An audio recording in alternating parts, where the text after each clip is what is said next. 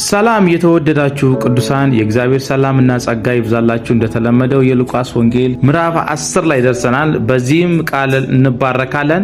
አሁን ደግሞ ትንሽ ከኔ ጋር አብረን ጸልየን ወደ ቃሉ እንሄዳለን። ቅዱስና የተፈራህ የሰማይና የምድር ጌታ እግዚአብሔር አባት ሆይ ዛሬ በሰጠህን በሕያው ቃልህ ስላነጋገርከን እናመሰግናለን። ጌታ ሆይ የመከሩ ጌታ አንተ ነህና ልባችን ለወንጌል እንዲቀና በመንግስትህ አገልግሎት ውስጥ ደግሞ ታማኝ ሰራተኞች እንድንሆን በጸጋህ እርዳን። በአገልግሎታችንና በሕይወታችን የምናገኘው ስኬት ሳይሆን ስማችን በሰማያት መጻፉ የዘላለም ደስታችን እንደሆነ ልባችን ያውቃል። አምላካችን ሆይ እንደ ቸሩ ሳምራዊ ለተጎዱ ለታረዙና ፍቅር ለራቃቸው ሰዎች ሁሉ እውነተኛ ባልንጀራ መሆን እንድንችል የርህራሄና የምሕረት ልብን በውስጣችን እንዲገባ ጌታ ሆይ እንጸልያለን። ከራስ ወዳድነት ሰዎችን ከመለየትና ከሃይማኖታዊ ይስሙላ ሕይወት አውጣን።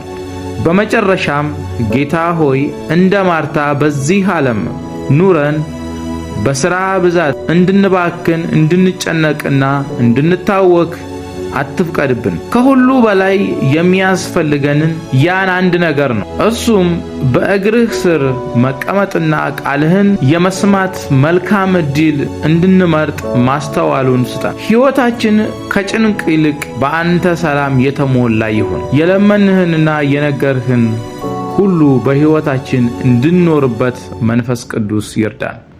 በጌታችን በመድኃኒታችን በኢየሱስ ክርስቶስ ስም አሜን። እህቶቼና ወንድሞቼ ባልንጀራዬ ማን ነው? ጓደኛዬ ማን ነው እያላችሁ እያሰባችሁ ነው? እስኪ በዚህ ክፍል ጌታ ኢየሱስ ክርስቶስ ለሕግ አዋቂው ምሳሌ የነገረውን እናያለን። ኢየሱስ መልሶ እንዲህ አለ።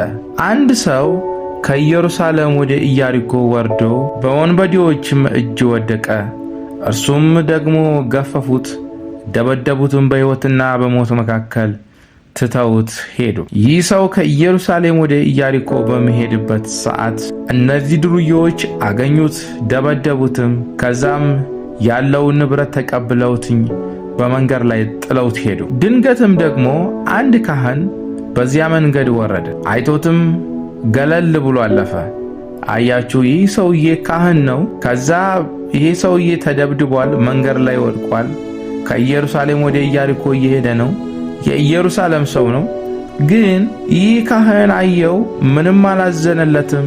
አይቶትም ዝም ብሎት ሄደ። ደግሞ እንዲሁም አንድ ሌዋዊ ወደዚያ ስፍራ መጣና አየው። ይህ ሰው ሌዋዊ ነው፣ ይህም አገልጋይ ነው። ሌዋዊ ማለት አገልጋይ ማለት ነው። ወደዚህ ስፍራ መጣ፣ አየውም፣ ምንም አላለውም። አያችሁ፣ ይህ ሰውዬ ተደብድቧል፣ መንገድ ላይ ወድቆ ነው ያለው። የሰው ያለህ እያለ ነው። አየው። ይሄ ካህንም ዝም ብሎ አልፎት ሄደ። ሌዋዊውም ዝም ብሎ አልፎት ሄደ። አንድ ሳምራውያን ግን ሲሄድ ወደ እርሱ መጣ፣ አይቶትም አዘነለት። አያችሁ፣ ይህ ሰውዬ ሳምራዊ ነው። አንደኛ የኢየሩሳሌም ሰው አይደለም፣ ነገር ግን ሳምራዊ ነው። አየው፣ ሲያየው ገና ምን አለለት? አዘነለት። ቀርቦም በያዘውን ዘይትና የወይን ጠጅ በቁስሎቹ ላይ አፈሰሰለት፣ የቁስሎቹንም አሰረለት። ከዛም በእርሱ አህያ ላይ አስቀምጦት ወደ እንግዶች ማደሪያ ወሰደው። ከወሰደውም በኋላ ይህ ሰውዬ አልተወውም፣ ዝም አላለውም። እየተንከባከበው የሚያስፈልገውን ነገር እያደረገለት በእንግዶች ማረፊያ ወሰደው። በማግስቱም 2 ዲናር አውጥቶ ለባለቤቱ ሰጠውና ጠብቀው፣ ከዚህም በላይ የምትከስረውን ሁሉ እኔ ስመለስ እከፍላለሁ አለው። በእንግዶች ማረፊያ እንኳን አስቀምጦ ሊተወው አልወደደም። የሚያስፈልገውን ነገር አትከልክሉት፣ እሱ የሚላችሁን ነገር ስጡት፣ ምንም ቢላችሁ አድርጉለት፣ እኔ ስመለስ እከፍላለሁ፣ የወጣውን ሁሉ ወጭ እኔ እከፍላለሁ ብሎ ለባለቤቱ ተናግሮለት ሄደ። እነዛ ሳምራውያንና ሌዋዊ ግን ካህን ናቸው፣ ለዚያው አገልጋይ ናቸው። ነገር ግን ምን አሉት? ጥለውት ሄዱ። አያችሁ፣ በዚህ ዘመን እንዴት ነው እኛ ለሰው እያዘንን ነው? ራሳችንን እስኪ እንፈትሽ። ጓደኛ ማለት ምን አይነት ሰው ነው? እንግዲህ ከእነዚህ ከሦስቱ ወንበዴዎች አለ ኢየሱስ ማን ነው ትክክለኛ ባልንጀራ የሆነው ብሎ ለዚህ ለሕግ አዋቂ ሲነግረው እናያለን። እስኪ እኛስ በዚህ ዘመን በዚህ ሰዓት እንዴት ነው ለሰው እያዘንን ያለ ነው? ለሰው እያዘንን ነው? ለጓደኞቻችን ምን አይነት ሰው ነን? ሰው ለማያውቀው ሰው ይሄን ካደረገ ምን አይነት ነው? ልባችን እየራራ ነው? ውስጣችን ይራራል? እንዴት ነው? እስኪ ትክክለኛ ጓደኛ የሆነው ለዚህ ሰውዬ የትኛው ነው ትላላችሁ? እስኪ በኮሜንት አሳውቁኝ። ይሄ ካህን ነው ወይስ ጓደኛ? ሌዋዊ ነው ጓደኛ ወይስ ሳምራዊ ነው የሱ ጓደኛ የሚለውን እስኪ ጻፉልኝ በኮሜንት። እወዳችኋለሁ። ተባረኩ።